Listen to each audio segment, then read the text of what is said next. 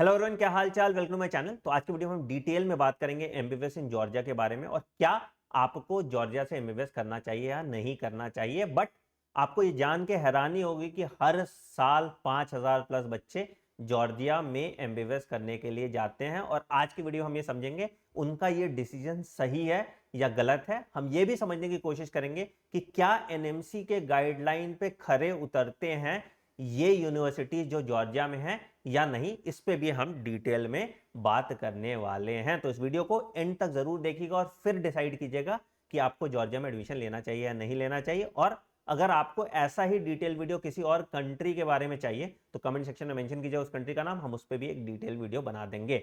चलिए जॉर्जिया की बात करते हैं। जॉर्जिया सोवियत यूनियन से टूटा हुआ एक कंट्री है जो अब यूरोप का पार्ट कंसिडर किया जाता है, but it is not a part of European union. इस चीज का ध्यान रखिएगा। तो कुछ लोग उसको यूरेशिया का पार्ट मानते हैं, कुछ सेंट्रल एशिया का पार्ट मानते हैं, कुछ यूरोप का पार्ट मानते हैं, बट टेक्निकली अगर डेमोग्राफिक वाइज देखोगे तो वो यूरोप का ही पार्ट है। बट ईयू का अभी तक पार्ट नहीं बना है। ईयू के लिए उन्होंने अप्लाई किया मेंबरशिप, बट रशिया के इंटरफेरेंस के कारण वो नहीं हो पाता। अच्छा, तो क्यों बच्चे इतना ज्यादा जॉर्जिया जाने लगे, इसकी बात पहले करते हैं। 2021 तक बच्चे या तो रशिया ज्यादा जाते थे या यूक्रेन ज्यादा जाते थे। जॉर्जिया बहुत कम बच्चे जाते थे। बट आप सबको पता है 2021 में यूक्रेन वॉर हुआ और उसके बाद बहुत सारे स्टूडेंट जो यूक्रेन में पढ़ रहे थे उन सभी ने ट्रांसफर लिया जॉर्जिया में और अचानक से जॉर्जिया में बहुत सारे इंडियन स्टूडेंट्स आ गए। और ऑब्वियसली जब इंडियन स्टूडेंट ज्यादा होंगे तो वो ज्यादा प्रोपोगेट करेंगे और इसीलिए बाद में भी जब एमबीबीएस का ऑप्शन चूज करने को देखा गया तो जो लोग रशिया नहीं जाना चाहते थे वो Georgia second most preferred destination मानने लगे। ठीक है, अब इसके कुछ फायदे हैं और कुछ नुकसान है, उन पे हम डिटेल में बात करेंगे। बट पहले हम करिकुलम समझते हैं जॉर्जिया का कैसा है, क्या वो एनएमसी गाइडलाइन को अवॉइड करता है या नहीं करता। तो देखो, जो जॉर्जिया में करिकुलम है बेटा वो 6 साल का कोर्स होता है, 6 ईयर कोर्स इंक्लूडिंग इंटर्नशिप। ठीक है, ये बहुत इंपॉर्टेंट टर्म है, इस पर भी हम बात करेंगे। ठीक है, मतलब कि जो एनएमसी कहती है, एनएमसी क्या कहती है, एनएमसी कहती है कि 54 मंथ का कोर्स होना चाहिए और उसके बाद 1 साल का इंटर्नशिप होना चाहिए। साफ साफ एनएमसी लिखती है कि इंटर्नशिप कोर्स कंप्लीशन के बाद होना चाहिए। बट जैसे आप इन कंट्रीज में देखोगे, चाहे वो रशिया हो, चाहे वो जॉर्जिया हो, चाहे वो यूक्रेन हो, चाहे वो उज्बेकिस्तान हो, कजाकिस्तान, कहीं भी आप देखोगे तो उन सब जगह इंटर्नशिप 6 ईयर्स के दौरान ही कराया जाता है। अलग से 1 साल का इंटर्नशिप नहीं होता है। बट ये एक सर्टिफिकेट आपको दे देते हैं 1 ईयर इंटर्नशिप कंप्लीशन का। ठीक है, तो देखो अगर एनएमसी इसको मान लेती है तब तो आपको 1 साल का इंटर्नशिप नहीं करना पड़ेगा। अगर एनएमसी इसको नहीं मानती तो आपको 1 ईयर का एक्स्ट्रा इंटर्नशिप करना पड़ेगा, जो किया जा सकता है। कोई ऐसा बहुत बड़ी बात नहीं है क्योंकि इंडिया में आपके बहुत ज्यादा पैसे लगते हैं, वो पैसे आपके यहां पे बच रहे हैं, तो इट्स ऑल राइट। ठीक है, अच्छा, जो डिग्री ये देती है वो एमडी डिग्री देती है और आप जूनियर डॉक्टर की तरह प्रैक्टिस कर सकते हैं जॉर्जिया में, but under the supervision of a particular doctor. मतलब क्या ये लाइसेंस टू प्रैक्टिस है? It is not licence to practice. बहुत बच्चों को इस चीज से गुमराह किया जाता है कि अरे यही तो लाइसेंस टू प्रैक्टिस एग्जाम है, रजिस्ट्रेशन नंबर तो मिल गया। बट बेटा मैं बहुत क्लियरली बता देता हूं, द लाइसेंसिंग एग्जाम जो एनएमसी बात करती है कि आपको उस पर्टिकुलर कंट्री में लाइसेंस टू प्रैक्टिस मिलना चाहिए, वो ये एग्जाम नहीं होता। वो एक दूसरा एग्जाम होता है जिसका नाम होता है यूनिफाइड स्टेट सर्टिफिकेशन एग्जाम, जो इस एमडी डिग्री के बाद आपको देना पड़ता है। और इस एग्जाम का दूसरा नाम है national post diploma qualification exam, जो जॉर्जियन लैंग्वेज में कराया जाता है। It is very very important. अभी तक जो ये एग्जाम है ये जॉर्जियन लैंग्वेज में होता है। अभी तक इसका कोई नोटिफिकेशन नहीं है that this exam will be conducted in English language. तो अगर ये जॉर्जियन लैंग्वेज में कन्वर्ट हो रहा है तो क्या आपको लाइसेंस टू प्रैक्टिस मिल रहा है? जवाब है नहीं, लाइसेंस टू प्रैक्टिस आपको नहीं मिलेगा क्योंकि आप अनरियलिस्टिक एक्सपेक्टेशन नहीं रख सकते कि जॉर्जियन लैंग्वेज एग्जाम में आप इसको क्लियर कर लेंगे। तो इन शॉर्ट अगर अभी के हालात के हिसाब से बात करें तो क्या आप इंडिया वापस आ सकते हैं? जवाब है नहीं, आप इंडिया वापस नहीं आ सकते। अब कल को ये एग्जाम इंग्लिश में हो गया या इस इंटर्नशिप का कुछ सॉल्यूशन निकल गया या एनएमसी किसी कॉलेज को अप्रूव करने लगा, जो कि अभी एनएमसी का एक गैजेट आया था जहां पे उन्होंने बताया कि हम $10,000 लेके कॉलेज को एक्रीडिएट करना स्टार्ट करेंगे। अब देखो करता है कि नहीं करता, क्या करता है, बट अभी के टिल डेट आज के करंट सिनारियो की बात करेंगे तो ये एनएमसी गाइडलाइन को अवॉइड नहीं करता 100%, ठीक है। बट हालांकि कुछ कंट्री छोड़ के बाकी ज्यादातर कंट्रीज एनएमसी गाइडलाइन अवॉइड नहीं करते, खास करके जो सोवियत यूनियन से टूटे हुए कंट्रीज हैं। एनीवे, ठीक है, तो ये बात हो गया यहाँ पे। तो तुम सवाल पूछोगे सर फिर बच्चे क्यों जा रहे हैं जॉर्जिया, मतलब ऐसा क्या है जॉर्जिया में जो बच्चे इतना जा रहे हैं? तो बेटा उसका पहला कारण है, सबसे पहला है कनेक्टिविटी।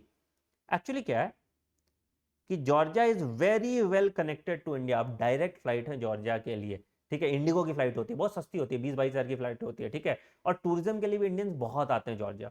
दूसरा, जॉर्जिया बहुत सेफ है, it is a Christian country, safe country है। एक ही वॉर उसका एक बार छोटा सा हुआ था रशिया के साथ, बाकी उसके बाद कोई खास वॉर नहीं हुआ है, छोटी सी कंट्री है, सेफ है, ठीक है। दूसरा कि पूरा यूरोपियन कल्चर है, तो तुमको बड़ा अच्छा लगेगा, जाओ घूमने लायक। तिब्लिसी बहुत सुंदर जगह है, बातूम भी बहुत सुंदर जगह है, ठीक है। तो it is a European country, ठीक। इसकी कैपिटल सिटी है तिब्लिसी और सबसे ज्यादा कॉलेजेस यहाँ पे तिब्लिसी में ही है। और यहाँ की जो मेडिकल यूनिवर्सिटीज होती है ना, उनके कुछ अच्छे फायदे भी हैं और कुछ नुकसान भी है। क्या फायदा है क्या नुकसान है मैं बताता हूं। ज्यादातर जो मेडिकल यूनिवर्सिटीज के बारे में आप बात करते हो, तिब्लिसी स्टेट मेडिकल यूनिवर्सिटी छोड़ के ज्यादातर जो यूनिवर्सिटीज हैं वो प्राइवेट है। अब जॉर्जिया में जो प्राइवेट यूनिवर्सिटी खोलने का क्राइटेरिया है वो ये नहीं है कि आपके अपने हॉस्पिटल होना चाहिए, you do not need to own a hospital. तो जैसे मैं एक रेसिडेंशियल कैंपस यहां पे चलाता हूं 3 एकड़ का, तो 3 एकड़ में 3 यूनिवर्सिटीज खोल सकती हैं रशिया में, मेडिकल यूनिवर्सिटीज। तो वहां जो प्राइवेट यूनिवर्सिटीज होती हैं उनके नॉर्म्स बहुत कम है, मतलब कि तुम 4-5 फ्लोर में एक यूनिवर्सिटी खोल सकते हो। तो बहुत सारी मेडिकल यूनिवर्सिटीज आपको तिब्लिसी में ही देखने को मिलती है, जिसके फायदे हैं, मैं उसके फायदे पे भी आऊंगा क्या है, ठीक है। तो ये एक बड़ा इंपॉर्टेंट पॉइंट है कि यहां जो यूनिवर्सिटीज हैं वो प्राइवेट है, ठीक है। और नॉर्म्स बहुत ढीले हैं, मतलब it can be affiliated to hospital, doesn't mean कि इसका अपना हॉस्पिटल होना चाहिए, ठीक है। अब इसके फायदे क्या होते हैं कि तुरंत खुल जाता है यूनिवर्सिटी, ठीक है। नुकसान क्या है बच्चे के लिए कि आपको बहुत ज्यादा ट्रैवल करना पड़ता है। मान लो कि आज मेरी एक पीडियाट्रिक की पोस्टिंग है, तो वहां पे मैं एक हॉस्पिटल जा रहा हूं, फिर मेरी कल को ऑन्कोलॉजी की पोस्टिंग है, मैं दूसरा हॉस्पिटल जाऊंगा, फिर मेरी मेडिसिन की पोस्टिंग, मैं तीसरा हॉस्पिटल जाऊंगा, या तो ट्रैवलिंग बहुत ज्यादा करना पड़ता है। बट अगेन बहुत सस्ता है ट्रैवल करना स्टूडेंट्स के लिए जॉर्जिया में, ठीक है। तो बहुत बहुत सस्ता होता है ट्रैवल करना, तो वो एक्सपेंस चुभता नहीं है, ठीक है। दूसरा क्या है कि यहाँ पढ़ाई बहुत अच्छी होती है, ठीक है। ऑल सेड एंड डन ये पूरा कंट्रोल होता है मिनिस्ट्री ऑफ एजुकेशन के द्वारा, तो यहाँ पढ़ाई बहुत बहुत अच्छी होती है and there is no corruption also. तो ये जो अच्छी बात है वो अच्छी बात है, ठीक है, there is no corruption also. But अगर तुम बात करोगे क्लिनिकल इंटरेक्शन, तो क्लिनिकल तो बहुत पुअर है, ठीक है, क्लिनिकल अच्छा नहीं है यहाँ का, बट आपको उतनी क्लिनिकल की रिक्वायरमेंट होती भी नहीं है, ठीक है। दूसरा क्या है कि यहाँ पे इंडियन स्टूडेंट्स तुमको बहुत ज्यादा दिख जाते हैं, तो इकोसिस्टम इंडिया का बहुत अच्छा बना हुआ है, तो बहुत इंडिया फ्रेंडली कंट्री है, ठीक है। बट यहाँ ड्रॉबैक क्या है, यहाँ कॉस्ट ऑफ लिविंग बढ़ गया, क्योंकि बहुत छोटी सिटी है। मैं एक्चुअली तिब्लिसी को ना देहरादून की तरह कंपेयर करता हूँ, तो अचानक से देहरादून में बहुत सारे लोग आ गए हैं और देहरादून का कॉस्ट बढ़ गया, तो वैसे ही यहाँ पे भी कॉस्ट ऑफ लिविंग, उतनी महंगी जगह ये थी नहीं जितनी महंगी अब हो गई है। और आपको कॉलेज के पास तो जगह नहीं मिलता, आप जब पीजी भी लेते हो तो आपको दूर दूर ही लेना पड़ता है, और आपके ज्यादातर हॉस्टल्स भी जो आपको देखने को मिलेंगे वो काफी दूर होती हैं यूनिवर्सिटी से, तो ट्रैवल में आपको 1-1.25 घंटा लगता है, क्योंकि वहां ट्रैफिक भी होता है। तो ये ड्रॉबैक्स है। अच्छी बात क्या है कि पढ़ाई बहुत अच्छी होती है, ठीक है। और एक बहुत अच्छी बात जो है कि ये सभी यूनिवर्सिटीज, जो ज्यादातर यूनिवर्सिटीज हैं जॉर्जिया की, वो यूएसएमएलई के लिए बहुत अच्छी हैं। तो अगर मान लो कि तुम एनएमसी, मतलब लेट से कि तुम एनएमसी गाइडलाइन को अवॉइड नहीं करते हो, तुम इंडिया नहीं आ सकते हो, तो तुम यूएसएमएलई, ऑस्ट्रेलियन मेडिकल काउंसिल, इन सब के लिए, प्लैब के लिए बहुत इजीली जा सकते हो। क्योंकि आप जब देखोगे यहाँ पे, आप चले जाओगे, इनका वेबसाइट है ECFMG का, जो आपको कौन कौन से मेडिकल स्कूल लाइसेंस है उस पर आप सर्च कर सकते हो सारे स्कूल का। तो अब यहाँ जाओगे, मैं इसका लिंक डिस्क्रिप्शन में डाल दूंगा, तो आप देख लीजिएगा आप जिस यूनिवर्सिटी में जा रहे हैं क्या वो एनएमसी के लिस्ट में तो है ना कम से कम। तो आप कंट्री पे सेलेक्ट करेंगे, मैं कंट्री में मान लो डाल दूंगा जॉर्जिया, जॉर्जिया डाल दिया मैंने, ठीक है। और मैंने सर्च किया, तो आप देखोगे सारी यूनिवर्सिटी जो मेजरली यहाँ पे है वो सभी यूनिवर्सिटीज अफिलिएटेड हैं जो यूएसएमएलई का एग्ज़ाम देने के लिए, ठीक है। तो यहाँ पे देख लो, अकाकी है, अल्टी स्टेट है, बातुमी है, बीएयू है, कॉकस है, डेविड त्रिवेदानी है, ईस्टर्न यूरोपियन है, ईस्ट वेस्ट है, यूरोपियन यूनिवर्सिटी है, जॉर्जियन अमेरिकन यूनिवर्सिटी है, ठीक है। ज़्यादातर तो इसमें तिब्लिसी में ही, तुम तिब्लिसी गिन लोगे तो 1 2 3 4 5 6 7 8 9 10 11 12 13 14 15 16 17 18 19 20 21, मतलब तुम लगभग समझ जाओ कि तिब्लिसी में कम से कम 30 मेडिकल यूनिवर्सिटीज होंगे, ठीक है। इसका एक और फायदा क्या होता है कि जितने बड़े कोचिंग्स हैं, जैसे मैरो हो गया, प्रेप लैडर हो गया, या बड़े बड़े टीचर्स हैं इंडिया के, ठीक है, वो तिब्लिसी क्लास लेने चले जाते हैं। क्या फायदा होता है हमें, जैसे मैं भी जाता हूं जब क्लास लेने के लिए, तो मुझे एक जगह पे बहुत सारे बच्चे मिल जाते हैं, तो आपको कोचिंग बहुत अच्छी मिलती है यहाँ पे, ठीक है। ऑब्वियसली ये कोचिंग आपको खुद से करना पड़ता है, but very good coaching by Indian faculty आपको यहाँ पे मिल जाती है, क्योंकि यहाँ बच्चे भी ज़्यादा हैं। और प्लस अगर मान लो कि मैं कहीं और क्लास लेने जाऊँ, मैं नेपाल जाऊँ क्लास लेने, तो नेपाल में मुझे एक कॉलेज में 30 बच्चे मिलेंगे इंडियन, यहाँ पे मुझे एक कॉलेज में 1000 बच्चे इंडियन मिलते हैं, और ऐसे 20 कॉलेज हैं। तो मान लो कि टोटल अगर 15-20 हज़ार बच्चे इंडियन पढ़ रहे हैं एक सिटी में, तो उसमें से मैं 500-400 बच्चे तो पढ़ा लूंगा ना। तो उस पॉइंट ऑफ व्यू से भी यहाँ पे कोचिंग बड़ी अच्छी होती है, ठीक है। तो ये प्लस पॉइंट है और नेगेटिव पॉइंट्स। अब बोलोगे सर आपने तो मुझे कंफ्यूज कर दिया, तो मैं तुम्हारे लिए बहुत इजी कर देता हूं। सबसे पहले कि अगर तुमको इंडिया वापस आना है अभी के हिसाब से, आई डोंट नो आगे क्या होगा, अगर तुमको इंडिया वापस आना है तो क्या आप जॉर्जिया जा सकते हैं? नहीं, Georgia is not the right country for you, nor Russia is the right country for you, ठीक है। कौन सी कंट्रीज आपके लिए इंडिया वापस आने के लिए? तो नेपाल और आप बांग्लादेश ऑप्ट कर सकते हैं, ठीक है। अगर मुझे यूएसएमएलई देना है तो यूएसएमएलई के लिए Georgia is better than Russia,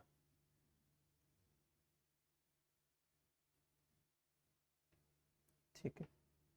but अगर कॉस्ट की बात करोगे तो रशिया सस्ता है, अगर आपको गवर्नमेंट यूनिवर्सिटीज मिल जाती हैं और उनका हॉस्टल मिल जाता है तो रशिया सस्ता होता है, ठीक है। जॉर्जिया थोड़ा एक्सपेंसिव साइड पे होता है, मैं जॉर्जिया का भी एक्सपेंस आपको बता दूंगा, ठीक है। तो ये क्राइटेरिया होना चाहिए। तो अगर तुम यूएसएमएलई के लिए सोच रहे हो और यूरोप में जाने का सोच रहे हो जहां पे इंडियन है, and it is safer also than Russia,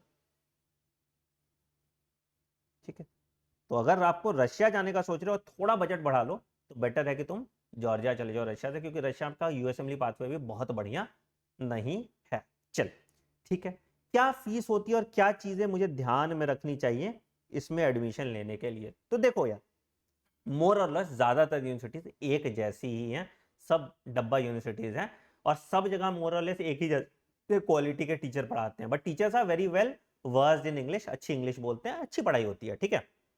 तो जनरली जो मैं आपको वो करूंगा, रेकमेंड करूंगा, एक गुरूनी करके है, डबल एन आई है या सिंगल आई है मुझे याद नहीं है, गुरूनी है, ठीक है। एक आपका हो जाता है यूनिवर्सिटी ऑफ जॉर्जिया है,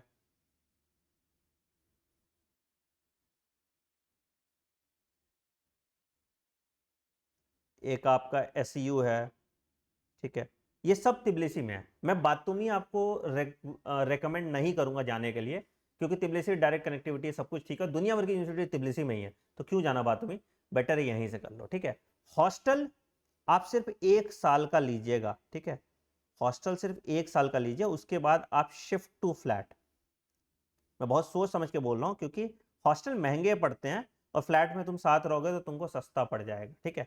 एवरेज फीस जो होती है यहाँ पे वो $5500 के आसपास होती है, किसी की ज़्यादा भी, जैसे यूनिवर्सिटी ऑफ जॉर्जिया की ज़्यादा है, एसयू की भी ज़्यादा है ना।